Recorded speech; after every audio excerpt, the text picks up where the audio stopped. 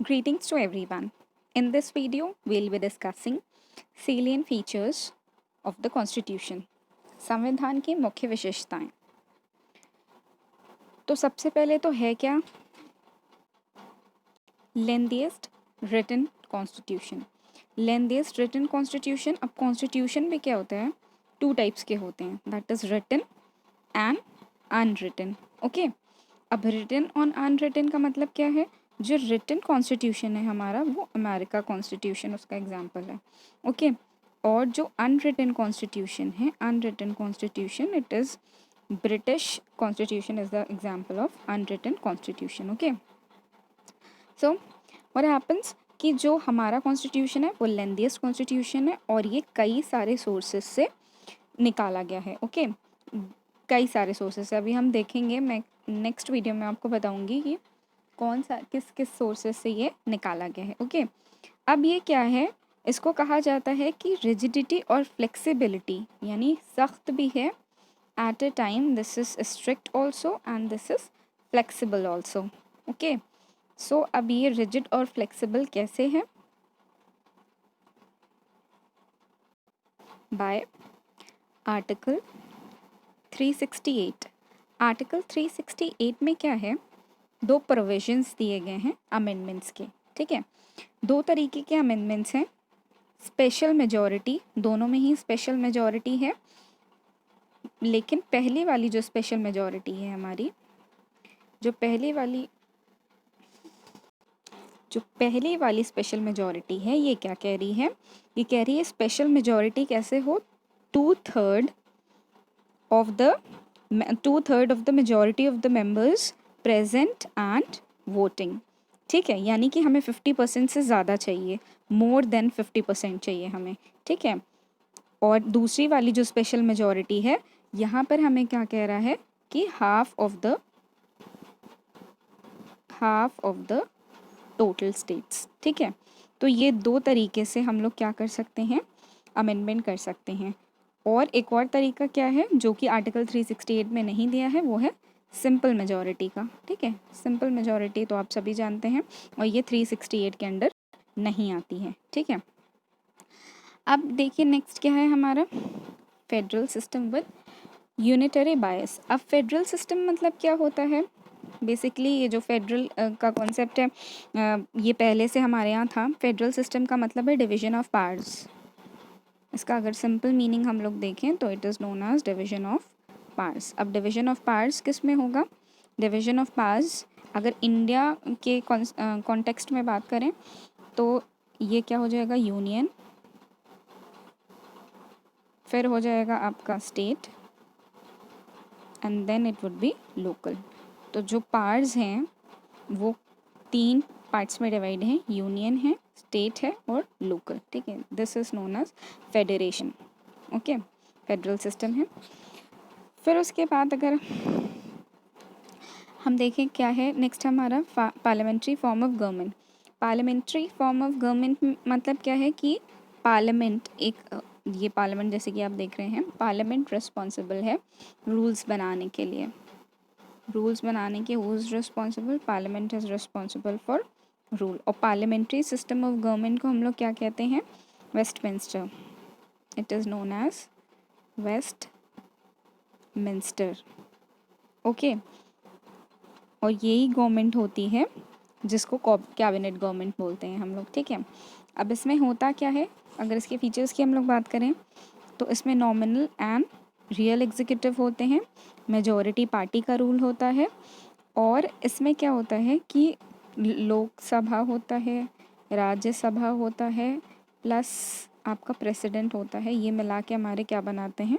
Parliament बनाते हैं। ठीक है, अब हम लोग क्या जानते हैं कि जो इंडियन पार्लियामेंट होता है, इंडियन पार्लियामेंट और ब्रिटिश पार्लियामेंट को अगर हम लोग कंपैरिजन करें तो इंडियन पार्लियामेंट हमारा क्या है?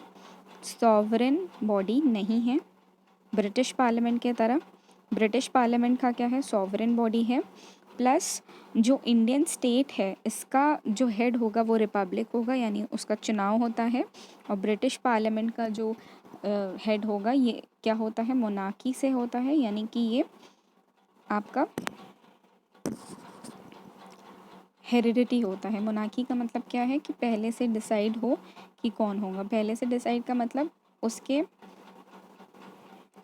पापा भी थे, उसके फादर भी थे, और फादर के बाद बेटा, और बेटे के बाद उसका बेटा। This is known as monarchy, यानी एक सेम ख़ानदान से होगा। ओके, नाउ नेक्स्ट यहाँ पे क्या है कि अब पार्लियामेंट की सुप्रीमेसी को भी इसको ऊपर रखना है और जुडिशरी भी है।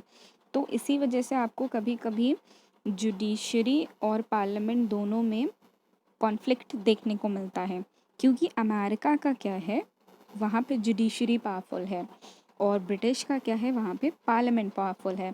बट इंडिया में क्या है, यहाँ दोनों की बराबरी की लड़ाई होती है, यानी कि दोनों को बराबरी की पावर्स मिली हुई हैं। ओके, जब पार्लियामेंट अगर कोई रूल बनाती है तो जो जुडिशरी है उसके पास रिव्यू करने की पावर होती है। ठीक है, उसके पास रिव्यू करने की पावर होती है। वो किसी भी लॉ को अनकॉन्स्टिट्यूशनल बता सकती है। हमारी जुडिशरी वो किसी भी लॉ को अनकॉन्स्टिट्यूशनल डिक्लेयर कर देगी तो वो लॉ माना नहीं जाएगा। अगर वाइसे वर्सा हम लोग देखें कि अगर जज कोई भी ऐसा जजमेंट पास करता है जिससे पार्लियामेंट पे फ़र्क पड़ता है, तो पार्लियामेंट अपनी वोटिंग से उसे नकार सकती है।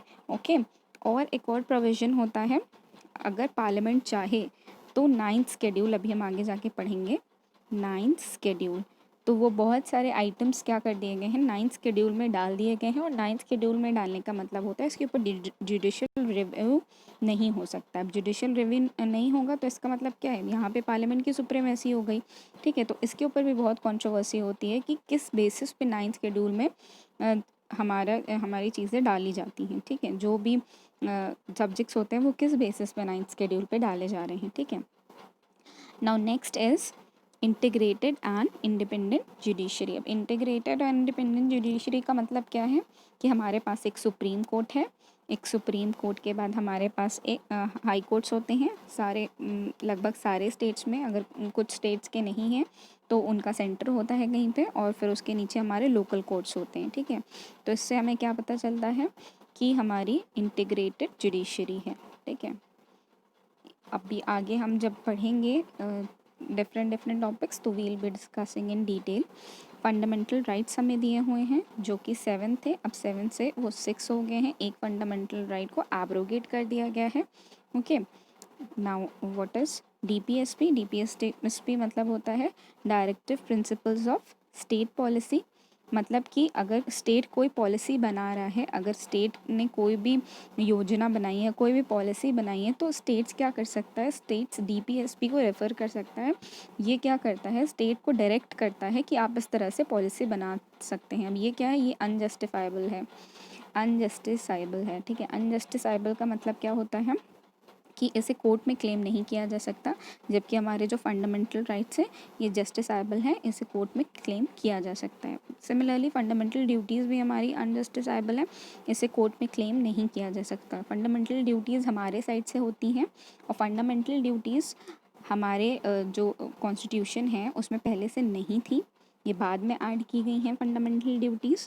ओके, जब 44th amendment act 42nd amendment act हुआ था तो वहाँ पर ये हमारी फंडामेंटल ड्यूटीज़ ऐड की गई हैं आफ्टर इंटरनल इमरजेंसी के बाद ये ऐड की गई है। ठीक है, पहला एक तो 42nd अमेंडमेंट एक्ट में ऐड की गई है और एक 86th अमेंडमेंट एक्ट में ऐड की गई फंडामेंटल ड्यूटीज़। ओके, अब क्या है, हमारा जो इंडिया है ये सेक्युलर स्टेट है, यहाँ पे हमारे पास फ्रीडम है किसी भी रिलीजन को फॉलो करने की, किसी भी फेथ में जाने की। हमें यहाँ पे कोई ज़ोर ज़बरदस्ती नहीं है, कोई एक डिक्लेयर्ड रिलीजन नहीं है इंडिया में। हमारे पास फ्रीडम ऑफ रिलीजन है, यहाँ पे सारे लोग को छूट है, वो किसी भी रिलीजन को फॉलो कर सकते हैं, that is known as secular state. अब यूनिवर्सल एडल्ट फ्रेंचाइज, इसका क्या मतलब है कि 18 ईयर्स तक अगर कोई पहुँचेगा तो उसको वोटिंग का अधिकार मिल जाएगा, that is known as universal adult franchise. Okay, अब सिंगल सिटीजनशिप क्या होती है, अनलाइक यूएस में क्या होता है कि डुअल सिटीजनशिप होती है। डुअल सिटीजनशिप का मतलब कि वो लोग यूएस के तो नागरिक होंगे ही, उसके अलावा वो और किसके नागरिक होंगे, वो अगर किसी स्टेट में रह रहे हैं तो वो उसके भी नागरिक होंगे। ठीक है, उसकी भी उनको सिटीजनशिप मिलेगी और एज अ होल यूएस की भी उनको सिटीजनशिप मिलेगी। ओके, नाउ इंडिपेंडेंट बॉडीज़, अब कौन कौन सी बॉडीज़ इंडिपेंडेंट होती हैं, ठीक है। अब इंडिपेंडेंट इन द सेंस कि इनका सिक्योरिटी ऑफ टेन्योर होता है जो कि कैंसिल नहीं किया जा सकता, इनकी फिक्स्ड सर्विस कंडीशंस होती हैं, ठीक है, और इनके एक्सपेंसेस कहाँ से निकाले जाते हैं, कंसोलिडेटेड फंड ऑफ इंडिया से निकाले जाते हैं, ठीक है। यानी डायरेक्ट गवर्नमेंट से इनको नहीं मिलता है, इनको जो गवर्नमेंट की ट्रेजरी है, जहाँ जहाँ पे पैसे कलेक्ट होते हैं, कंसोलिडेटेड फंड ऑफ इंडिया से इनकी सैलरी दी जाती है, ओके। तो इसमें इसके अंदर 4 बॉडीज़ आती हैं, 4 बॉडीज़ आती हैं। कौन कौन सी? सबसे पहले तो इलेक्शन कमीशन आती है, ओके। फिर उसके बाद कॉम्प्ट्रोलर एंड ऑडिटर जनरल, ठीक है। फिर उसके बाद यूपीएससी आता है, और यूपीएससी के बाद आता है स्टेट पीएससीज, ओके। ये सारे हमारे आते हैं इंडिपेंडेंट बॉडीज़ में, fine. Now let me erase.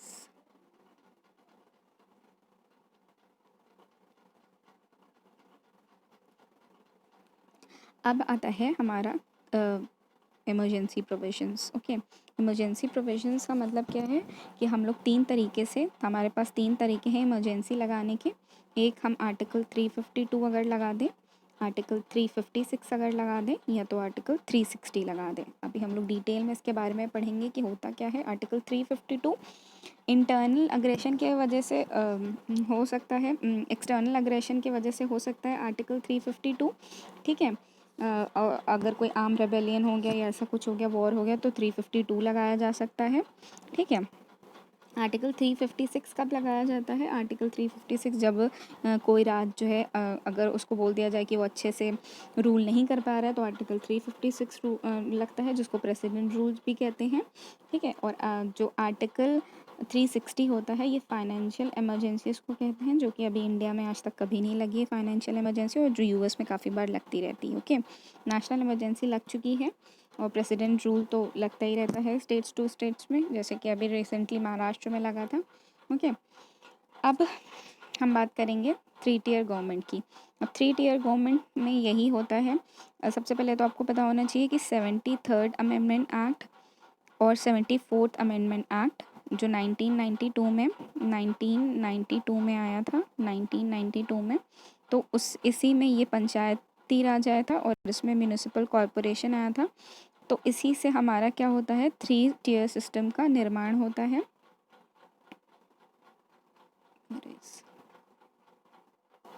73rd amendment से 9 पार्ट ऐड होता है, 9th पार्ट 9 ऐड होता है, और स्केड्यूल 11 ऐड होता है for Panchayati Raj. And 74th amendment से 9th ए पार्ट ऐड होता है, प्लस 12th स्केड्यूल ऐड होता है, फाइन। तो ये बस हम लोग इंट्रोडक्शन पार्ट कर रहे हैं कि इसमें है क्या क्या चीज़, ओके। एंड लास्ट है हमारे पास cooperative societies, okay. Cooperative societies, cooperative societies का मतलब क्या है कि हमारे पास क्या है, आर्टिकल 19 के अंदर, आर्टिकल 19 जो फंडामेंटल राइट का आर्टिकल 19 है, उसके अंडर हम कोऑपरेटिव सोसाइटीज़ बना सकते हैं, ठीक है। और इस डायरेक्टिव जो प्रिंसिपल है डीपीएसपी, ये भी प्रमोट करता है कोऑपरेटिव सोसाइटी बनाने को। और इसी के लिए एक पार्ट 9B ऐड किया था। पार्ट 9A हम लोग का म्यूनिसिपल कॉरपोरेशन के लिए ऐड किया गया था, और पार्ट जो है 9B कोऑपरेटिव सोसाइटीज़ के लिए, ऐड किया गया था। तो रिमेंबर, पार्ट 9B किसके लिए ऐड किया गया है? कोऑपरेटिव सोसाइटीज़ के लिए ऐड किया गया है, प्लस ये फंडामेंटल राइट्स में भी है हमारे, और डीपीएसपी में भी है, डीपीएसपी में भी है कि हम लोग कोऑपरेटिव सोसाइटीज़ बना सकते हैं। पार्ट 9B में कहाँ से कहाँ तक है? पार्ट 9B में ये आपका 243ZH से लेकर 243ZT तक है, ओके। H से लेकर T तक है ये, ठीक है। अब हम लोग आगे चलते हैं।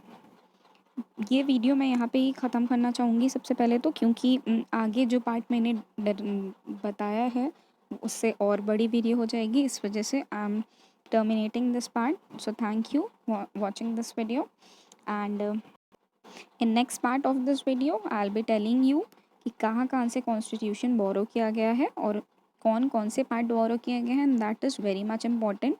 काफ़ी क्वेश्चंस उससे एग्ज़ाम में बनते हैं। If you like my video, then give me a thumbs up and don't forget to subscribe my channel. Thank you.